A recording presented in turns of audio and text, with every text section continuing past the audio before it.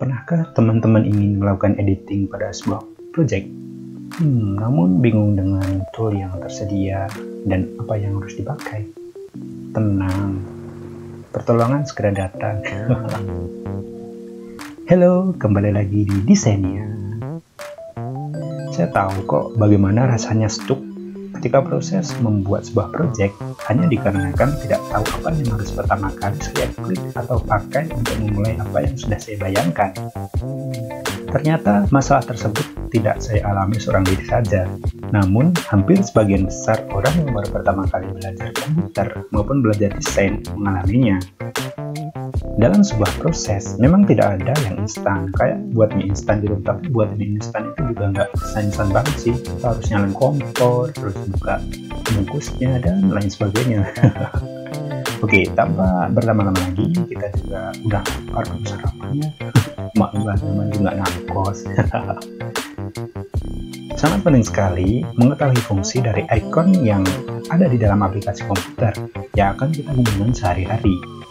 Karena selain dapat membantu kita ketika mengalami stuck atau apalah namanya, juga dapat mempercepat workflow kerja kita. Di sini saya akan menjelaskan 10 icon dasar yang pasti ada di aplikasi editing apapun.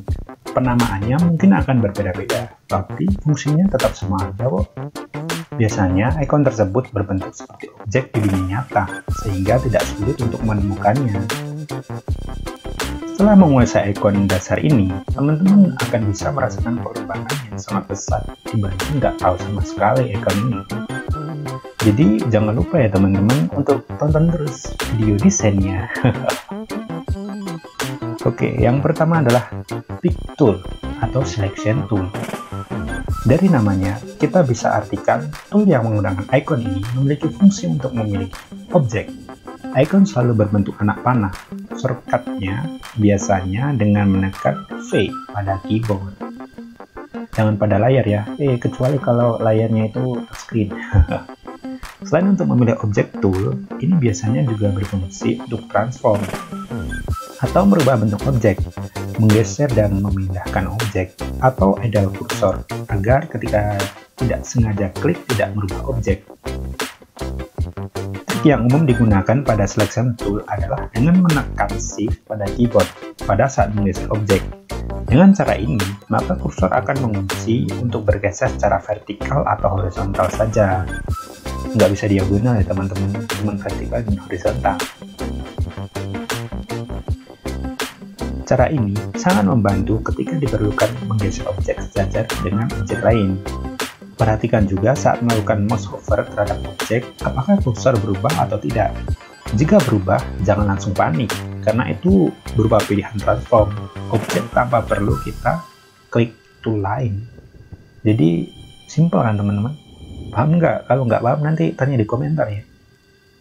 Yang kedua, hand tool. Tool yang satu ini, secara nggak sadar akan kita gunain terus.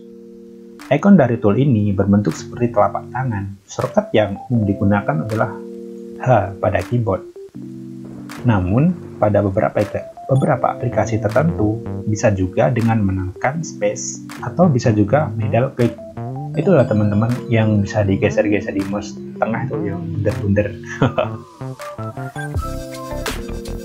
Biasanya, hand tool juga berdampingan dengan icon kaca besar yang berguna untuk zoom pada lembar kerja. Tool ini sangat bermanfaat ketika membuat proyek besar dan detail yang mengharuskan kita menggeser lembar kerja. Apalagi kalau monitor komputer teman-teman masih cukup kecil sehingga tidak memungkinkan keseluruhan gambar bisa tampil. Untuk yang ketiga, yaitu Shape Tool. Karena penamaannya di setiap aplikasi berbeda-beda, kita kelompokkan saja menjadi Shape Tool. Sesuai namanya, tool ini berguna jika ingin membuat shape atau objek pada project. Ada beberapa icon yang umum yaitu persegi, elips, polygon, dan bintang. Namun ada juga beberapa icon khusus yang tersembunyi itu loh, yang ada panah hitam-hitam di bawah icon itu. Sebetulnya ini nggak wajib banget kok diketahui. Kalau ada tutorial minta tambah lingkaran, jadi kan teman-teman udah tahu di pojok-pojok itu loh. Pojok bawah icon ada panah hitam kecil loh. Teman-teman bisa klik di sana. Itu yang keempat, Tab Tool atau Text Tool. Setelah membuat desain, tentu saja ingin menambahkan teks kan. Text Tool ada di berbagai aplikasi untuk menyampaikan informasi lebih efektif. Nggak mungkin juga kan teman-teman buat desain tapi nggak ada teksnya. Ya ada sih, tapi kan nggak informatif banget. Hanya kalangan tertentu yang bisa paham. Oke, yang kelima adalah Paint Bucket Tool. Desain kurang seru dong kalau cuma hitam-hitam aja atau putih-putih aja. Enaknya kan ada warna-warni. Oleh karena itu, menggunakan Paint Bucket Tool untuk memberikan warna pada desain yang kita buat. Tool dengan ikon ember cat tumpah ini bukan berarti catnya tumpah ya teman-teman. Disebut juga Fill Tool pada beberapa aplikasi. Kita akan tahu kalau cat berguna untuk mewarnai benda-benda. Begitu juga pada aplikasi tidak jauh beda fungsinya kok. Biasanya Fill Tool berdampingan dengan Gradient Tool. Trik gradasi akan kita jelasin pada video berikutnya ya teman-teman. Jadi jangan pindah-pindah channel, tetap di desainnya. Yang keenam adalah Eraser Tool. Nah, semua orang juga pernah salah ya, kecuali cewek. Katanya cewek nggak pernah salah ya. Oke, kembali lagi. Begitu juga dengan Eraser Tool ini berguna untuk menghapus objek yang kita inginkan dalam project. Ikon tool ini berbentuk seperti penghapus saat kita masih sekolah dulu ya. Ayo, siapa yang iseng? Jadi ingat zaman-zaman dulu. Berbeda dengan delete, Eraser Tool ini hanya menghapus area tertentu saja. Jadi juga semuanya ya teman-teman, kayak Ctrl A terus delete save. Nah, itu baru bagus. Yang ketujuh adalah Pen Tool. Pada tutorial selanjutnya, Pen Tool akan sangat sering sekali digunakan. Karena penggunaannya yang berbasis vektor, maka diperlukan latihan untuk mengembangkan skill penggunaan Pen Tool ini. Berbeda dengan brush dan pen, yang garisnya menyesuaikan pergerakan tangan kita. Selain untuk membuat garis, Pen Tool juga bisa digunakan untuk membuat objek. Pada Photoshop, Pen Tool juga bisa digunakan untuk membuat seleksi. Untuk yang kedelapan adalah Eyedropper Tool atau Color Picker. Teman-teman pernah melihat pipet nggak yang sering digunakan dokter-dokter atau bidan itu loh untuk ngambil sampel? Itu loh yang kayak sedotan terus bisa dipencet-pencet itu. Nah, alat itu fungsinya untuk mengambil dan meneteskan sampel. Dalam desain, kita juga mengambil dan mengaplikasikan sampel. Ya, yang paling sulit sih warna. Ikonnya mirip-mirip pipet karena fungsinya juga mirip. Tool ini sangat bermanfaat bagi kalian yang ingin menggunakan palet warna yang dapat secara online atau mendapat pesanan desain dengan warna spesifik. Misal warna sudah dipatenkan dari setiap produk atau memiliki warna serupa. Misalnya kalau teman-teman buat packaging atau logo gitu kan, warnanya nggak sembarangan bisa dirubah gitu kan, kecuali kalau ada persetujuan. Yang ke-9 adalah Mercue Tool. Seksi sekali ya punya Mercue. Mercue asing ya dengan teman-teman. Namun dari pengertian yang saya cari secara online, ya gimana, masih berguru sama Mbak Google juga kok. Mercue berupa pintu masuk yang biasanya ada lampu berkedip-kedip, seolah lampunya berjalan.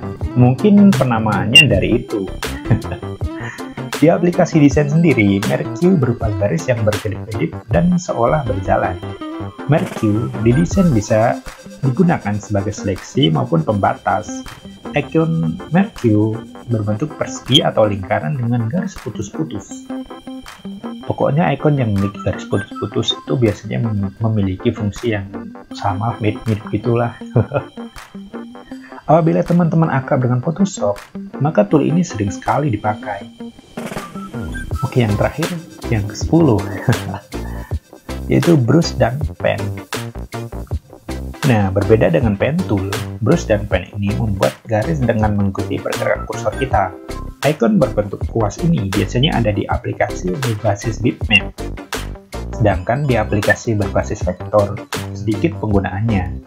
Oh iya, jika teman-teman belum memahami tentang perbedaan vektor bitmap, teman-teman bisa lihat di video sebelumnya ya, tahu bisa dilihat di deskripsi lah, nanti dilihat aja di deskripsi, nulisnya dengan sepenuh hati kok.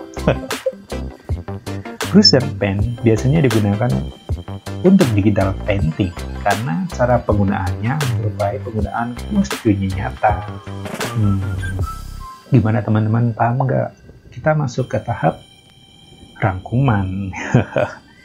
Jadi 10 icon tadi atau 10 tools tadi yang harus teman-teman pahami ya, karena akan muncul di berbagai aplikasi dengan fungsi yang mirip. Bisa dibilang universal sih, ya pasaran lah. Tapi fungsinya nggak pasaran banget sih. Jika teman-teman udah paham dengan icon pada satu aplikasi tersebut, maka teman-teman nggak akan terlalu asing lah dengan icon-icon lain di aplikasi lain. Familiar gitulah, gampang gunanya. Apabila ada icon yang teman-teman nggak tahu, bisa tanya di kolom komentar ya teman-teman. Nanti dijawab kok, adminnya itu gercep-gercep. Icon tool dalam aplikasi sangatlah banyak, namun saya cuma ambil beberapa aja lah yang sering digunain. Kita belajar pelan-pelan aja buat semuanya dibahas gitu. Oke teman-teman, karena udah nonton dari awal dan akhir, udah menyimak panjang dan lebar, tentunya saya punya salah dan harus maklum. Dan jangan lupa teman-teman tetap desainnya. Kalau teman-teman suka dan menganggap video ini bermanfaat, jangan lupa share dan like ke teman-teman ya, teman-teman lain maksudnya. Biar channel ini bisa berkembang. Oke, sekian dulu dari saya. See you next time.